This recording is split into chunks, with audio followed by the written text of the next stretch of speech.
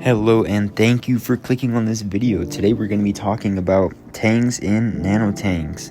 Now, tangs should be kept in tanks around 75 gallons. As they get quite large and larger, you rely on the water volume to continue moving and keep their slime coat healthy. Without the proper tank size, you risk disease and low general tank health.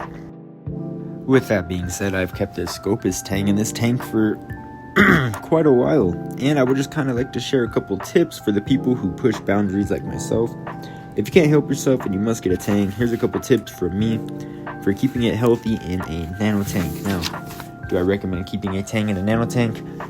I would say no. Did I do it, and do I think that many other people do it anyways? Absolutely. So with that being said, let's get into it.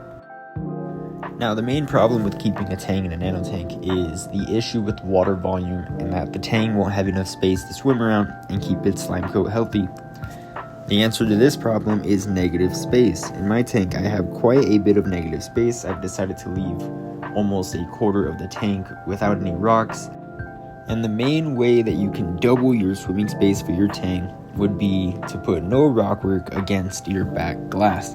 Now, many tanks have the rock work all leaning up against the back glass, and I think that it looks amazing. I wish that I could do it with this tank, but I've opted to leave everything kind of in the center of the tank.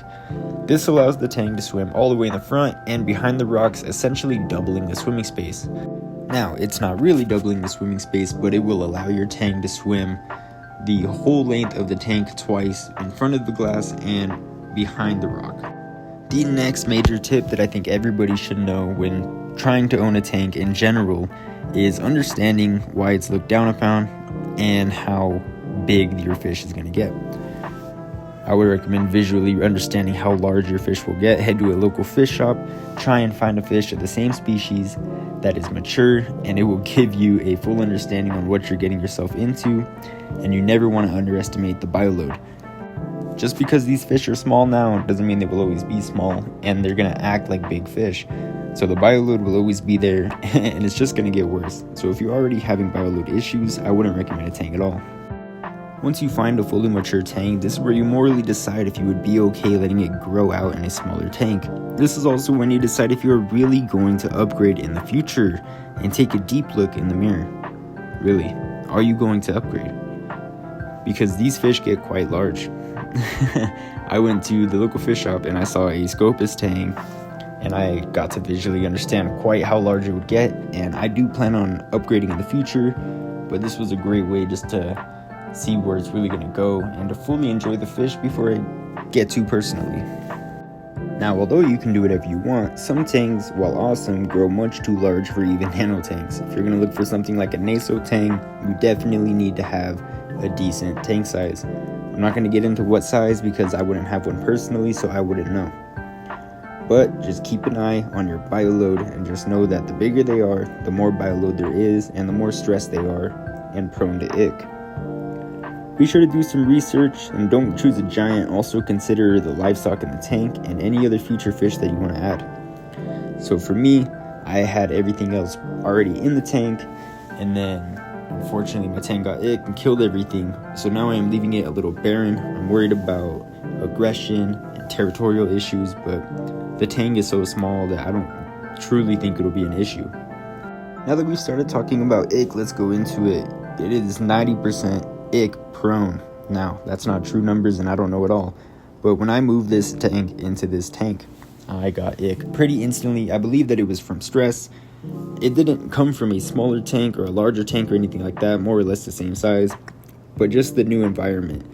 If you're gonna get a tank and you already have fish, in a perfect world, you would like to quarantine it. It's pretty important just to keep everything out of your main system, especially if you already have it established, you already have names.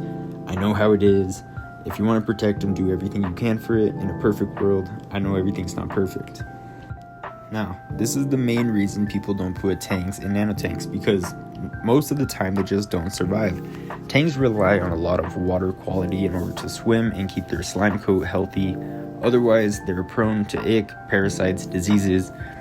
Like I said, I have fought this battle personally, and I combat it with negative space in the tank and just watching it every day.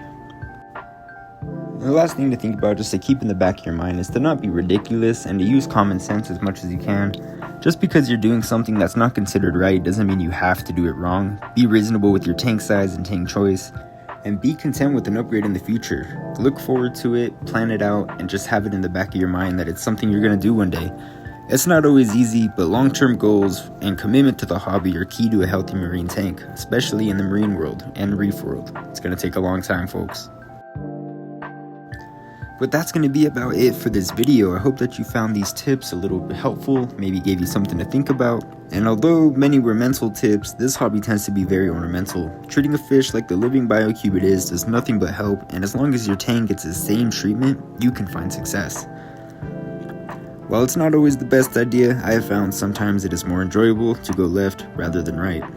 Please leave a like and subscribe, and have a great rest of your day.